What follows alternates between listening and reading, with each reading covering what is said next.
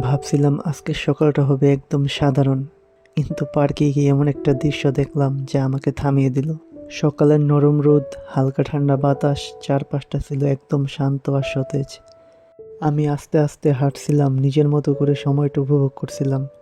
হঠাৎই চোখে পড়লো কিছু মানুষ আর তাদের প্রিয় কুকুরগুলো একসাথে জড়ো হয়েছে।